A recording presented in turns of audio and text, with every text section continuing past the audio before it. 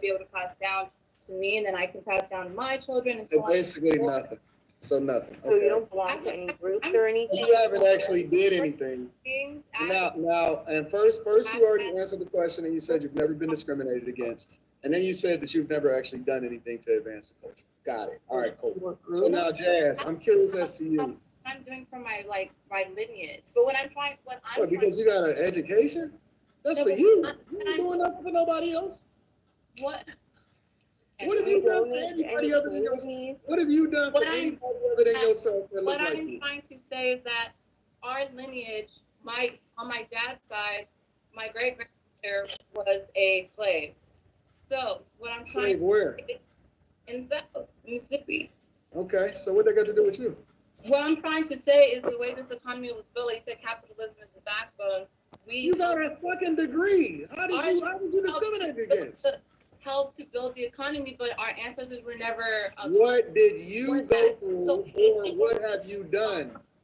What have you gone through, and what have you done? So therefore, now we're rebuilding it, and it's only like building what? Generations away that they can pass stuff on. We not even 3, not even 4. We have nothing. So basically, you're not doing nothing. You've never been. You said you got privilege. You've never been discriminated against, and you ain't doing nothing. I never said that I never discriminated against. I said Okay, how was you discriminated against? I enjoy, but that doesn't mean that I haven't lived. How was you discriminated against? What happened? Huh? How was you discriminated against? First of all, I grew up in a predominantly Hispanic area, but I was the darkest, or only Black person within like an entire region. How were you discriminated against? Because I was just from slurs, just from talking to, just the way that. Who called you a slur? Who called you a slur? Who called you a slur? Who called you a slur? All kinds of people. Like white people? White people called you a slur? The white people call you a slur? No, actually, no. So what the fuck are y'all talking about? So what are you talking about? What you totally flipped it to something else. No, I'm asking how you were discriminated against. She was. Okay, but Anton, you're intelligent enough. You're intelligent enough to know that there's racism embedded. How were you discriminated against?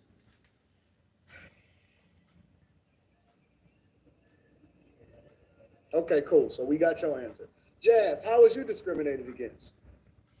I'm experienced. No, Chanel, you had your chance. Give me a second. Jazz, how was you discriminated against? I've been discriminated against before because I am of the darker skin side of the Black girl spectrum, which is expected. We cannot sit here and be obtuse. And I know you, Mr. Anton, you are not. You're way more intelligent than you're leading. How were you specifically discriminated against? Well, no, I'm my dark sister. I have been discriminated against before, but even if I wasn't, how? Just listen. Even if I was not a Black woman that's ever experienced discrimination, I would not go about this world believing that just because I didn't experience it personally, that it's not happening to people in my community around me, and that it is a problem. It has been a problem, and nobody is doing anything to fix that problem. Cool. We're going to get to them people. When it comes to separately. I'll tell you what, you bring them on the panel and I'll ask them individually. How were you discriminated? What does that matter? What do you mean? Do you want me to tell you? The setup against you, and I'm trying to understand how. And so I'm trying to get the examples. How were you discriminated against? I'm not of the individualistic mindset. I know you said that you were. I know when there are corporations trying to. Give me 1 second, baby. I can't think of the name of Listen, hold on, Jazz. I want to get some order on the panel. Chanel, listen.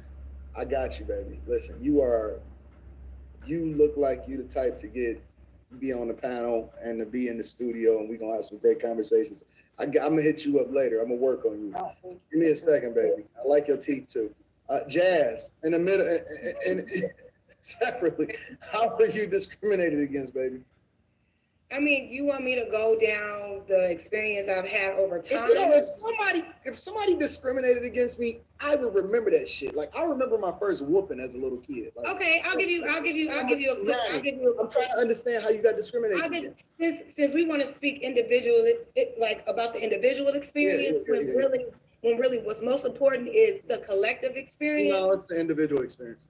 No, it's really not. But because there are too many of us with that individualistic mentality, we would lean more towards into the Candace Owens rhetoric because it's not about the progress of the collective. It's about, well, it's about me. Fuck what happens to you, even though you look like me, even though you're in my community. It ain't happening to me. And because it has happening to me, then I can look down on you because what you doing that I'm not doing. That's very Can you unintelligent. answer the question, man? When you're How are you that's a very unintelligent mindset to have, you know that you are of a collective that experience. What happened? Oh, if it's funny. How are you discriminated against? I'll give you an example, and it's on a very small scale, but because discrimination exists, this is what happened. Right. A few years ago, I took my mother and a couple of like her sisters and my auntie, took her family out for her birthday, right? I went to a live music speakeasy here in Chicago. When we walked up, mind you, it was very early, wasn't a line outside. I've been to this place before, etc. Right? I walk up, and the first thing they do, and they look at myself and the people that I'm with, and they look at us and they say, "Oh, we're done for the night." Full white staff at the door. Okay. Or maybe like a super Latino person or whatever the case may be. But as soon as they looked at us, they said, "Was it a Latino person or was it a white person?" It was like two whites and one Latino or one, racially ambiguous person, whatever. They weren't black, all right? Gotcha. And even if they were, it probably would have went down the same kind of way because of certain mindsets. But anyway, we went to the door and they're like, instantly, you can't get on for the night. And so I'm just like, okay, well, it's only 8:30. The live music doesn't start. It doesn't begin until 9:30. Why can't we come in? Oh, we're at capacity. I'm like, capacity? You can just tell it's bullshit, right? This is in downtown Chicago? This is downtown Chicago. And the irony, I'll give you the irony of it on the end of it. But we're outside, so I'm going back and forth. I'm like, this isn't right. There's a reason for this. And then as we're standing there trying to figure out the next move, we're upset. We're seeing them let other people in right in front of us. Man, there was white people. Non-black people walking right in front of us. Was it non-black people? Well, what's going on? And so I'm like, okay, well, what's going on? I thought it was the capacity. I thought you can't let anybody else in. Oh, all of a sudden they got tables or does it? Bullshit. So y'all sat there, so they rejected you. Hold on, let me get the story correct. So they rejected. Wait a minute, let me finish. Hold on, let me just get, because I'm a C student, so I'm slow. So they rejected y'all. And what part of it, was it cold outside? Was it warm outside? No, it was warm. It was like, my mom's birthday is in September. It was warm. It was like summer. I had on shorts. She had on like a little dress. Like it was warm outside. And cool. So y'all stood there and y'all waited for other people to come up. And so y'all. No. The thing about it, we were commuting, so we couldn't just hop in our car. We got there through Uber. We were downtown, so we were outside of the spot, kind of waiting. But it just so happens I know one of the guys that work inside. He was like the manager. He was one of the managers at the spot at the time, and he just so happened to come out. At the moment, I wasn't thinking about him. But he just so happened to come out, and when he came out, I said, "Yo, so and so." Can't even remember his name right now. We just came here with my mom. I'm here with my mom. You remember his first name? I'm here with my mom. It was like, I really can't remember. He had like a very unique name. It's like Naslan. I can't remember right now. It don't matter. I'll know him if I see him. So I was like, yo, I'm trying to bring my people in, and they're telling us that you're at capacity. You just came from down there. I said, is it at capacity already before 9:30? And he looks at me, he said, Jasmine, there's nobody down there. And I was like, oh, well, your staff out here just blatantly told me and my mother and my family that we couldn't get in because it's to capacity and they can't do it tonight. So he went and addressed it and said, excuse me, no, we're not at capacity. Please let these people in. Now, at that point, we just said, no, we're not going to come in. But that's a very small level scale. So you're saying that, so let's be clear. Let's be very, very clear. So you saying that they didn't let you in because you was a black woman? We were black women. Some of us were probably not. We probably didn't fit a certain physical aesthetic. We're all beautiful. We're all very well dressed, but perhaps some of us are a little bit more voluptuous than others. Perhaps there is a certain aesthetic that this particular place was allowing, but it was the simple fact that they lied. Did they not let you in because you were black, is what I meant? Oh, 1,000%, because why would you let these other How do you know this for a fact? Because they let a bunch of white folks in front of us. But you know for a fact that they didn't let you in because you were a black woman. Yeah, 1,000%. Absolutely. Not only because, but here's the thing. We were black. Some of us were older. We were black and older. We have the cards stacked against us. Age discrimination. It was blatant discrimination. If it was myself, If I go to the club, if it was myself and some of my, let me ask you a question. If I go to the club, I'm not lying about shit. I'm not lying about. I don't have to lie to you, strangers. if I go to the, this is conversation. If I go to the club, and they say, hey, listen, you got to get in the line, and then there's some bad chicks that walk up and they say, hey, but we're going to let y'all in. Am I being Yeah, but it wasn't bad chicks. They were letting grown-ass white men. Hold on for a second. Am I being discriminated against? Possibly. Possibly. But the problem, yeah, possibly, because they may not have said it. A white guy coming up the door. They may not. Listen, man. You can try to poke holes in these different stories to try to extrapolate why. Listen, ma'am. What's the difference? But you know for a fact that this is a problem in this country and continues to be. Ma'am, you have never had an opportunity denied to you as a result of being a woman. We know that there are plenty of opportunities. The reason why you didn't get in the club is because you was talking too much like you're talking right now. That's your go-to every time. No, it's not, because look. Black woman, Listen, it's because she's talking too much. When really, I'm just sharing the story that you asked me to tell, and I'm telling you exactly what it was. I didn't have to do too much. Let me talk on my own panel. I'm just saying, you can't sit here and try to deny. You cannot sit here and try to deny. I'm denying it. You literally have never had an opportunity denied to you as a result of being a black woman. You can't say that. You can't. I just said it. And you can't say that I did. You have never ever had you. But we know. But that doesn't mean that. Chanel. But Anton, that doesn't mean had an opportunity denied to you. But that doesn't mean that there are other people who have opportunities denied. And you do not know. It doesn't matter. Guys, it's pointless. I don't think Don't even engage. He's not gonna change his mind. Yeah, it doesn't even matter. It doesn't matter because you believe it's not happening to you, you don't think it's happening at all. Yeah, I'm talking to a wall. That's ignorant. It's like you did it. You're sitting there saying, hold on, Chanel, real quick. It's like you're saying because I specifically didn't experience some type of discrimination or racism that I shouldn't have a problem with it when I know that So you admit that you've never experienced any kind of racism? No, but I have. I have. That was just one experience that I could think of. Oh, you got more? You got more? I have several. I'm a black woman in America. We've all experienced it. Just because you may not have experienced to a certain degree doesn't mean that the white people that you think you sitting at the table with ain't calling your ass a nigga when you walk away, or knowing that you're only dealing with you because of what you have to bring to the table as a nigga, and willing to extract every type of idea that you have that I've ever had call me a nigga. because they have the economic power to do so. All I'm saying is that just because it's not happening to you personally, if you are for the people and for the progress of black people, then you will be aware and be concerned with the fact that racism is affecting your people as a collective at a very high fucking rate. Systemic you know what part about this whole thing is the only person that's ever called me a nigga to my face is a black woman. Yeah, I knew you was gonna say that. I know. No, it's a fact. Like you said,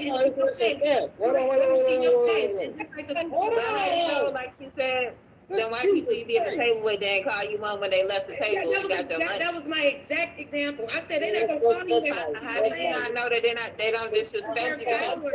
Your skin color, they only respect you because you got the money. So you have been racially. Give me a second. Give me a second. We're gonna mute They these were hiding their hyenas. face. We're gonna mute these hyenas for 5 seconds so we can get 5 seconds of a photo. The only person that's ever called me a nigga to my face is a black woman. That's number one. Number two, the only person that's ever discriminated against me are black people. Number three, the only people that has ever carjacked me, tried to take my life, and do anything negative against me are black people. That's a fact, though, right? So the interesting thing about it is that I find it ironic. I find it ironic that we can't even clean up our own culture, yet we want to hold other people accountable for things that we're not even experiencing. Y'all are so corny to me. And the reason that y'all corny is that y'all sit here and stand on the shoulders of giants. People that actually experience a level of discrimination. People that was actually discriminated against. People that was actually going through it. Freedom riders. People that were actually trying to advocate for y'all to vote. Yet what I see happening within y'all community is the same thing that Candace Owens had a conversation about, is that Houston just had an election and it was less than an 8% voter turnout for a city that was populated with over 2 million people. Well, I'm sorry. What were they given in exchange for their vote? Yeah, but all races weren't voting. Yeah, I'm sorry. Give me a second. They advocated for y'all to be able to have a conversation about what it is that you wanted to vote, and y'all voted based off of identity politics, and more importantly, y'all had less than an 8% voter turnout rate over in Houston. Ditto for Chicago, because it was even worse. And what I also see happening is people running in the Victim Olympics that have all the opportunity in the world, yet immigrants come over here, black immigrants come over here in this country, and they mop the floor with y'all. Because y'all sit here and complain and run in the Victim Olympics instead of taking advantage of the opportunities, which most of y'all don't even deserve. Some of y'all got into these positions based off of diversity, equity, and inclusion, in which you wasn't even qualified to get into it in the first place. Similar to the black woman that just got arrested from Facebook, stealing $4 million, right? And she put her friends and her families on that wasn't even qualified to do the position. Similar to all of these women and these people that continue to leverage and use the system in order to get qualified positions that they were not qualified to be a part of, getting qualified to get into universities that you couldn't compete in. And then you complain when you got inclusion that you should have never been included and you would have been better off as a result of it, and you tried to hold Martin Luther King accountable by saying that, well, he did say he was leading us into a burning building. It's no way to satisfy y'all. You're going to complain if you have, you're going to complain if you don't. The reality is this: you lost, just like every other conquered people. And the unfortunate part is the people that beat you allow you to continue to have a voice in the space that they beat you in. You lost. The same way that the Native Americans lost when white people came, or Europeans came over here and they conquered America. The same way that Africans lost. The same way that people over in Asia lost at different times of society. And the loser don't get to complain about and then have a conversation about how the winner should let them continue to compete with them. The reality is that life is a competition, and the minute that we start letting women have voices in what should happen in America is when America started having a downfall. You can't complain either way. The reality is that women are always going to complain, no matter what. And he has a platform. That's corny. You're always You're corny. What are you talking about? And we You don't gotta know call how us to- corny, bruh. That's Let me- so lame. That's Here's what I was saying. Give me a second. That's scary business. very lame. Give me a second. Horrible. And the poorest people are usually what happens is this. This is my final point. The poorest people are usually the ones that's always complaining about what somebody else ain't doing for them. They never actually went through anything. They're not honoring their ancestors by doing the things that's best for them. They usually are the worst people for their communities. And the biggest way for you to come up on the black community is to race hustle. So when you then go in and say, well, white people is against us, they're not actually helping you. They're enabling you to continue to be a piece of shit, to be at the bottom of the barrel, not to actually help and be productive members of society. And then they take y'all money and they say that they're building a school for the next 15 years that they're not actually building. And so it's unfortunate that y'all continue to fall for this trap. You literally in 2024 and you still talking about race relations and bullshit like that, when everything that you've ever had has enabled you to be the worst version of yourself. And the minute that you take ownership and responsibility of that, you ruined your homes, You let white women come in, and the only way that y'all got finesse from a race perspective is they leveraged y'all for feminism when that wasn't even black women fighting in the first place. And then y'all wanted to complain about what it is that you don't have when you have every single opportunity against you. And the only people that's racist is you against your own people.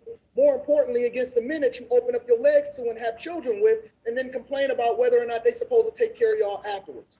Y'all are the worst people for the community. Everything that you stand for, what your lives represent, and you are actually a disgrace to the people that actually came before you that advocated for you to be free in the first place. If you want to honor your You ancestors, sound like a white you supremacist. want to honor your ancestors, mama, please. Flat out. Put away your faith. Stop running in the victim Olympics. That's what you sound like, sir. Together. Stop having student loan debt so that you then be indebted and asking Biden for forgiveness and voting a certain type of way based off of what's promised to you instead of doing the thing that's in the best interest of your families. When y'all learn to be quiet and then operate based off of what it is that you're supposed to do instead of operating based off of how you feel, you'll start to have better results. In the meantime, what I know y'all gonna do is y'all gonna let this go in one ear and out the other. You're gonna be disrespectful. You're gonna go out there and you're gonna call a black man a nigga, and then you're gonna sit here and complain about what white people ain't giving you, and you're gonna continue to be a nuisance to your race. Y'all are actually the worst thing for black community. Instead of holding each other accountable, you're not doing the thing that's in your own best interest. That's the reality.